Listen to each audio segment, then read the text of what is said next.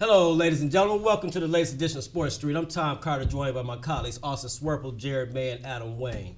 We had a lot of upsets over in the mid-majors this weekend. They gained a lot of credibility with these wins. Jared, gee whiz, what happened? Well, the mid-majors are obviously getting better, but they're not quite as good as people think. I mean, they had a couple upsets and they played some good games, but we're at the Sweet 16, and every team, with the exception of Gonzaga, is from a major conference, and Gonzaga has 2 NBA players, so they're not really a mid-major anymore. Yeah, they've always been good. So, they've gotten better over the years, so I think they are better, but not as big of a deal as people are making it. I think the mid-majors are gaining credibility, and I think there's a reason why the mid-majors are winning more games on the first round is because you have these mid-majors that are winning their conference championship, so momentum's rolling with them. And you get these 4 or 5 seeds like Baylor who didn't win the Big 12 conference championship, but they come in and they're off of a loss off of their conference championship, so it's just momentum and simply, they won their conference championship and they didn't, and they're rolling with momentum straight through. What'd you think, Adam? I think that there's more credibility than people give them, because if you think about it, teams like Northern Iowa, Wichita State, Gonzaga, they've been here before for multiple years. People recognize their name. They've won games in the tournament. I don't think they're much of a surprise. And even teams like VCU that lost, they were in the Final Four a few years ago. I think they do have credibility, and at this point, they should be considered with everybody else. They should start playing more games against regular NCAA teams, don't you think? I believe out of that, man, a bracket buster for me was that Michigan State loss. Wow. Who saw that coming?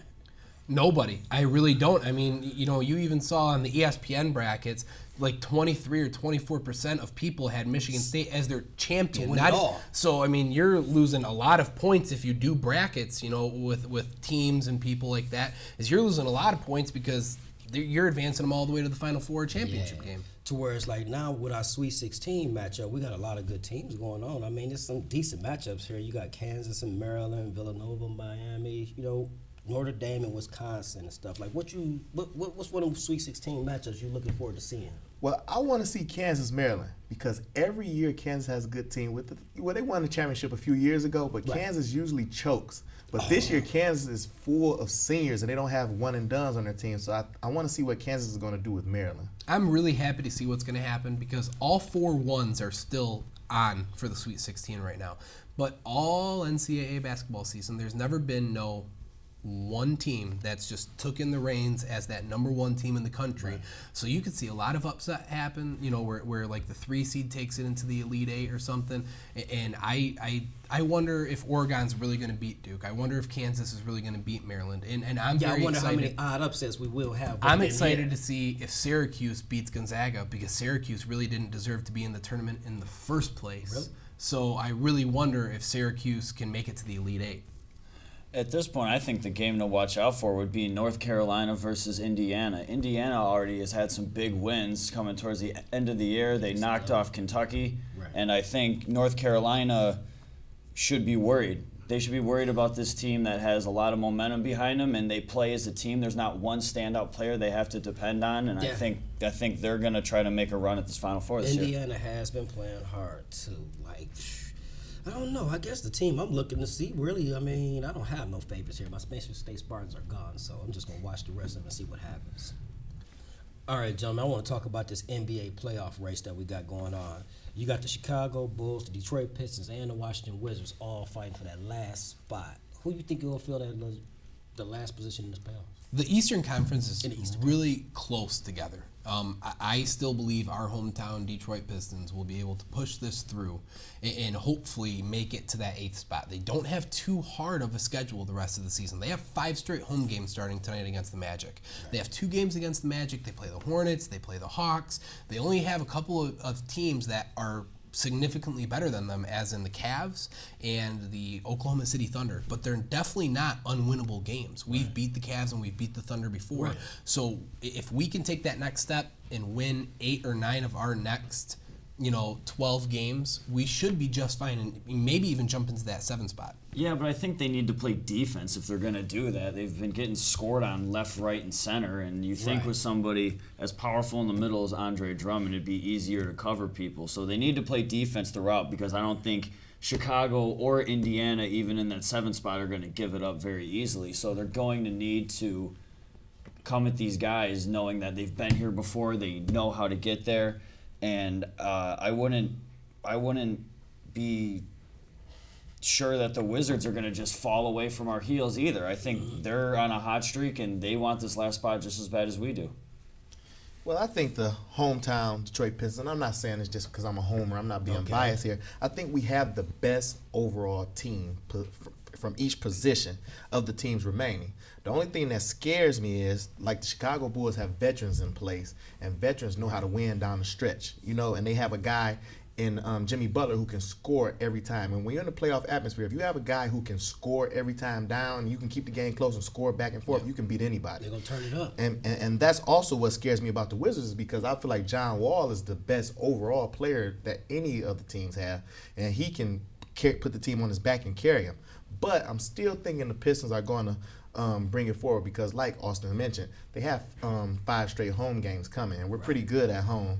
And I like our team, so I think we should be able to pull out and get into the 8th spot and get the Pistons back in the playoffs. Yeah, because I think Chicago just one of those teams that kind of like got me like on that. You got to watch them though, because Detroit, they good, they score, but Chicago plays that gritty ball, and like you say, they need to play some defense. Well, Chicago plays defense and will stop you, and if they don't stop them from scoring, be careful. I love my Pistons, and I hope they get in there, but they got to play some defense, and you got to outscore your opponent. One more thing before we jump into the Western Conference. I like what you're saying about us playing defense. Problem is we can't play defense, and it should be Andre Drummond should be taking that boatload on defense, but when he's not playing because he can't make free throws and teams are following him, that's going to cause an issue where he's playing 4 or 5 less minutes, and in those 4 or 5 minutes, teams are scoring 15, 20 points. And you getting 3 or 2. We can't stop the dam from breaking. Right.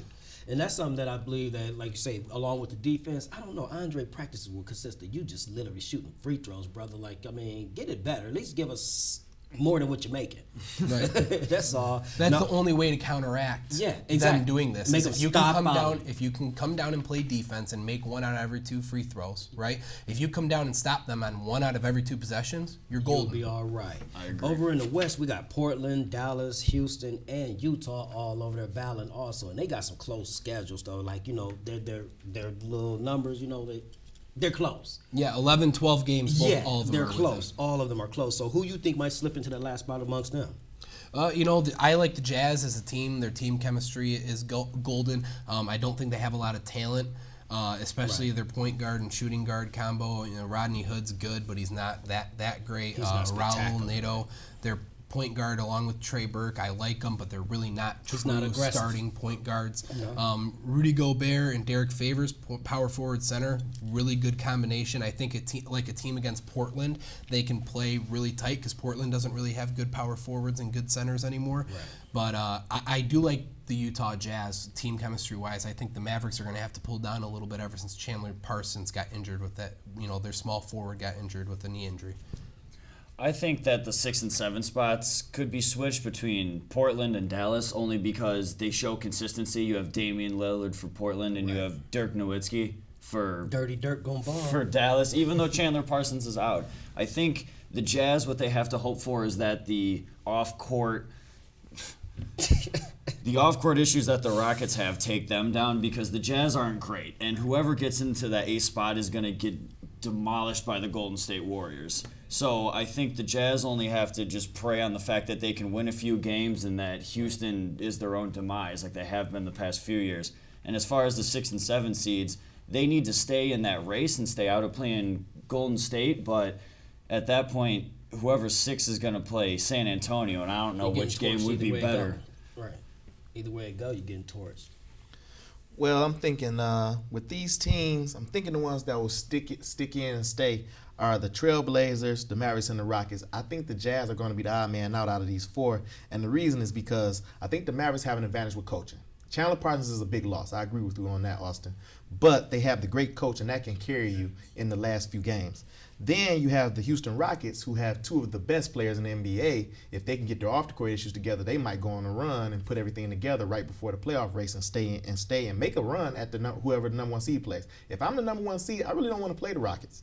And then the Portland Trailblazers have Damian Lillard. And like I mentioned earlier, that's a guy who can score with you back and forth every time. Right.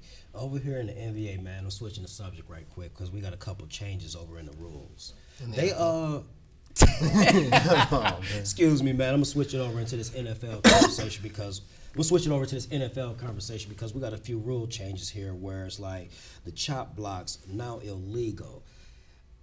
It should have been always illegal to go after somebody's knees, but how they figure right now, like they officially making it, you get in trouble for it. I don't know why right now is the right time. As an offensive lineman, and listen, I played football, but I never played O-line.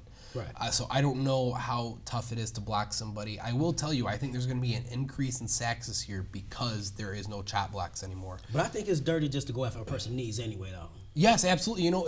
This is obviously to cause longevity in people's careers. Obviously that's what the NFL wants. They want their superstars, D-tackle, defensive ends like J.J. Watt and those type of caliber stars to play 15, 16 years. You don't want something where like Calvin Johnson just happened where he's gone after 9 years. Matthew Stafford.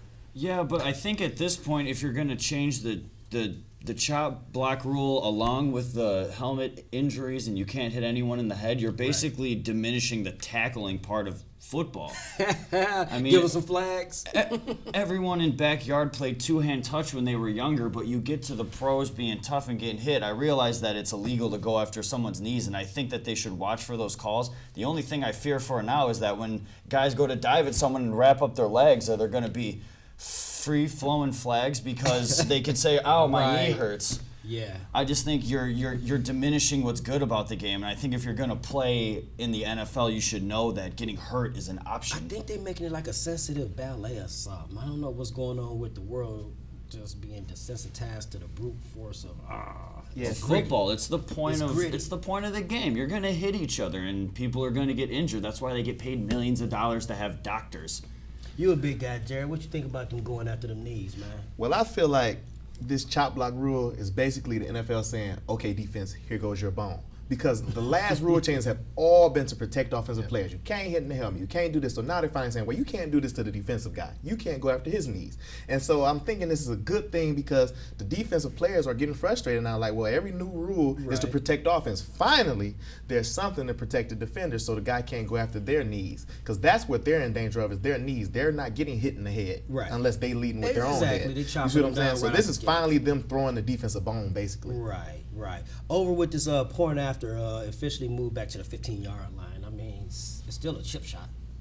It's still a chip shot, but 32 yards is definitely not as close as 19. That there's definitely a difference there, and I like it because teams like the Steelers, you saw them going for 2-point conversions sometimes because their kicker wasn't good enough to consistently make 32-yard field goals. It makes special teams actually wanted. It's not something where it's like, oh, I don't want to be a kicker. Kids now are possibly going to want to be kickers because kickers mean something in the NFL now. Oh, that's an important position there. What you think about that yard change, though, Adam? I think it's good. I think you need to depend on your kicker more than you do. I mean, they get the glory if they get the chance to make the game winner in the Super Bowl if you get that chance. But now it makes it a little more frustrating for GMs because they can't just pick up a guy and say, oh, kick it through the rings that are right in front of you. You actually have seen guys miss this.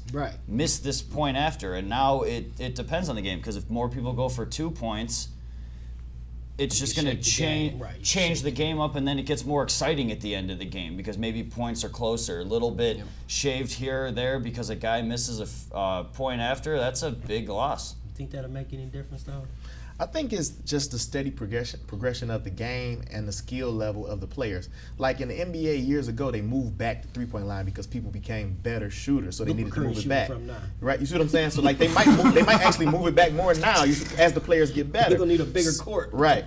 So as the kickers got better and they were like 99% of extra points, it was time to move it back, make it a little challenging. I think it's a good rule. It worked out last year. I think it was good for them to finally make it official. But I think like you say, some of those kickers was not even making those those little chip shots, right? Right. I mean, it's cool and all, but Jason Hansen, that was my man, so he's gone, been gone for a minute, and I like me a consistent kicker, you know. So I like the kick game. Pardon me. I like the Perfect kicking camp. game. Perfect example. Patriots missed an extra point against the Broncos in the AFC Championship Boom. game this year, and you could almost say that costed the Patriots Boom. going into the Super Bowl. There you Big go. deal. All right, ladies and gentlemen, thank y'all for joining us for this edition of Sports Street. See you next week.